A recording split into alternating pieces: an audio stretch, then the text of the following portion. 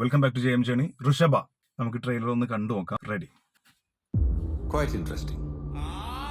തന്റെ സ്വപ്നങ്ങളിൽ ഹിംസ, രക്തവർഷം, യുദ്ധം എന്നീ കാര്യങ്ങൾ അദ്ദേഹം വീണ്ടും വീണ്ടും കാണുന്നു. ഹിംസ, രക്തവർഷം, what you can't define, the brain denies.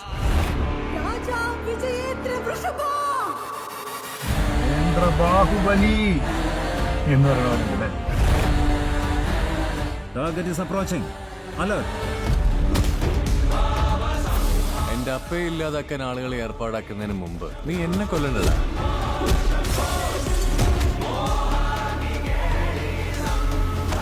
അങ്ങയോട് യുദ്ധം ചെയ്യാൻ പോലും ഞാൻ തയ്യാറാണ്.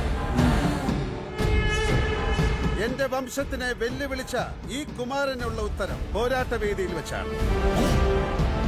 It's purely reincarnation. ഇവനെ കൊല്ലാൻ ഞാൻ എന്ത് ചെയ്യണമെന്ന് നിങ്ങൾ പറ.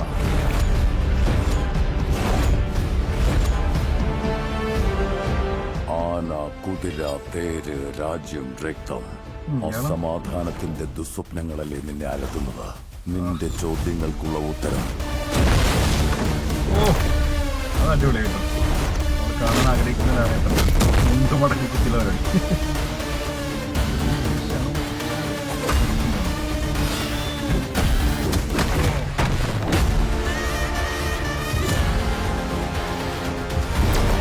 പക്ഷെ നിന്റെ മോഹം വെറും മതിമോഹം മാത്രമാണെന്ന് നിനക്കറിയാൻ വേണ്ടി നമുക്ക് പോരാടാം. അത് നന്നായി.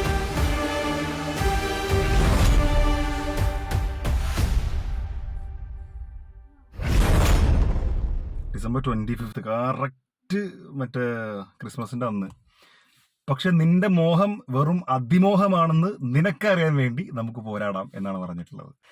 അതായത് നമുക്ക് ഇതിന്റെ ഒരു ത്രെഡും കാര്യങ്ങളൊക്കെ ഞാൻ നമ്മുടെ ചാനലിൽ ഒരുപാട് തവണ ഇത് പറഞ്ഞിട്ടുള്ളതാണ്. അതായത് പണ്ട് രണ്ട് വൈരാഗികളായിരുന്ന അല്ലെങ്കിൽ ശത്രുപക്ഷത്തിരുന്നിരുന്ന രണ്ടുപേർ ആ കുമാരനോട് യുദ്ധം ചെയ്യാൻ ഞാൻ തയ്യാറാണെന്ന് പറയുന്നുണ്ടല്ലോ. അതിനുള്ള മറുപടി അദ്ദേഹത്തിനോടുള്ള പോരാട്ടമാണെന്നൊക്കെ പറഞ്ഞിട്ട് ലാലേട്ടൻ. അപ്പോൾ ലാലേട്ടൻ രാജാവും അത് കുമാരനുമാണ് തോന്നുന്നു. അപ്പോൾ രണ്ടുപേരും തമ്മിലുള്ള ആ ഒരു കോൺഫ്ലിക്ട്സ് അല്ലെങ്കിൽ ആ ഒരു വെറുപ്പ്, വൈരാഗ്യം, അല്ലെങ്കിൽ ആ ഒരു ശത്രുപക്ഷത്തിൽ നിന്ന് രണ്ടുപേർ പുനർജനിക്കുമ്പോൾ അച്ഛനും മകനുമായിട്ട് പുനർജനിക്കുന്നു. അപ്പൊ ഇവിടെ പറയുന്നുണ്ട് എന്റെ അച്ഛനെ തുടർന്ന് നീ എന്നെ തുടർന്നൊക്കെ മകൻ പറയുന്നുണ്ട്. അപ്പൊ അത്രയും സ്നേഹത്തോടെ ജീവിക്കുന്ന രണ്ടുപേർ. പല വിഷ്വൽസും കാണുമ്പോൾ അവർ വളരെ സ്നേഹത്തിൽ തന്നെയാണ് നമുക്ക് തോന്നുന്നത്. പക്ഷെ ലാലേട്ടൻ ആ പഴയ കാലത്തിന്റെ ഓർമ്മകൾ അദ്ദേഹത്തിന്റെ മനസ്സിൽ ഇങ്ങനെ സ്വപ്നമായി കണ്ടുകൊണ്ടേയിരിക്കുന്നു. സ്വാഭാവികമായിട്ട് നമ്മൾ പല സിനിമകളിൽ ഉത്തരം കണ്ടിട്ടുണ്ട്. ആ പരിപാടി തന്നെ പണ്ടത്തെ ഈ രക്തവശം, യുദ്ധം, കാര്യങ്ങൾ ഇതൊക്കെയാണ് പുള്ളി കാണുന്നത്. എന്തെന്ന് മനസ്സിലാവണില്ല.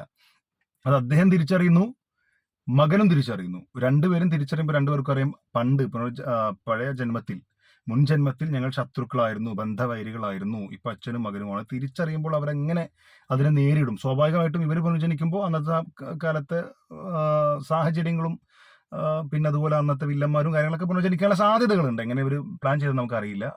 മാത്രമല്ല ഇതിൽ വില്ലൻ എന്ന് പറയുമ്പോൾ മകൻ തന്നെ ഓപ്പോസിറ്റാണല്ലോ വരുന്നത്. അതിനവരെങ്ങനെ നേരിടും? അവരുടെ വൈരാഗ്യം ജയിക്കോ, അവരുടെ ശത്രുത റിവെഞ്ച് ജയിക്കോ, അതോ അവരുടെ ഉള്ളിലുള്ള അച്ഛൻ മകൻ ബന്ധം, സ്നേഹം വിജയിക്കോ എന്നുള്ളതൊക്കെയാണ് സിനിമ പറയുന്നത്. വലിയ ബജറ്റിലാണ് ചെയ്തിട്ടുള്ളത്. ആൻഡ് ഈ ട്രെയിലർ കാണുമ്പോൾ അത്യാവശ്യം നല്ല ക്വാളിറ്റി ഉള്ളതായിട്ട് ഇപ്പോൾ ഫീൽ ചെയ്യുന്നുണ്ട്. എനിക്ക് ടീസറും പേഴ്സണലി ഇഷ്ടപ്പെട്ടിരുന്നു. പക്ഷെ ഇതിലൊക്കെ ഉള്ളൊരു പ്രശ്നം, അതിപ്പോൾ ലാലേട്ടൻ മുണ്ട് മടക്കി കുത്തി വരുന്ന ഭാഗമൊക്കെ അസലായിട്ടുണ്ട്. പിന്നെ ആ ജില്ല ജില്ല ജില്ല ആ സംഭവം ഉണ്ടല്ലോ, മകൻ ഇങ്ങനെ നിൽക്കുന്ന ആയിട്ട് ഇവിടുന്ന് ഇങ്ങനെ കവർ ചെയ്യുന്നത്, ഇത്തരം സാധനങ്ങളൊക്കെ അതിലുണ്ട്. അതൊക്കെ നന്നായിട്ട് വരും. അതിലും നമുക്കൊരു ഡൗട്ടും ഇല്ല. എത്ര വട്ടം കണ്ടാലും ലാലേട്ടൻ മുണ്ട് മുടക്കി അടിക്കാൻ വന്നാൽ മീശയും പിരിച്ച പിന്നെ പറയും വേണ്ട.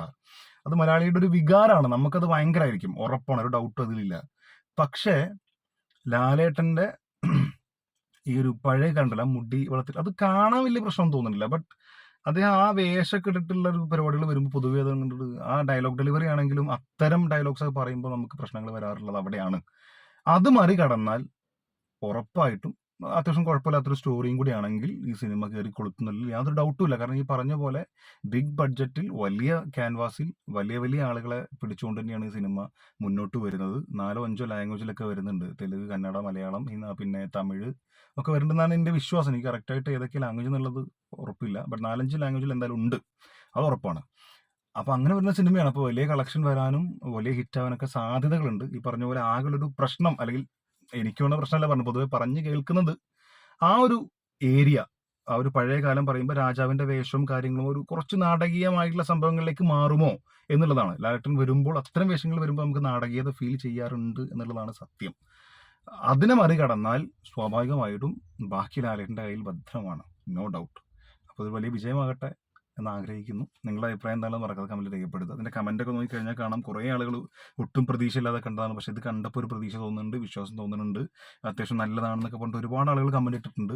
അപ്പോൾ എനിക്കും ഇത് നല്ലൊരു ട്രെയിലറായിട്ടാണ് ഫീൽ ചെയ്തിട്ടുള്ളത്. ഉള്ളിലുള്ള ഒരു ഒരു പേടി പറഞ്ഞു എന്നുള്ളത് മാത്രമേ ഉള്ളൂ ആ ഒരു ഏരിയ. അത് മാത്രമേ ഇതിനൊരു ചലഞ്ചിങ് ആയിട്ട് വരാൻ സാധ്യതയുള്ളൂ. ബാക്കിയെല്ലാം അറിയാലോ, ലാലേട്ടനാണ്, the real OG Mohanlal. So thank you so much for watching this video. തുടർന്ന് കാണാം. കാണുന്നവരെ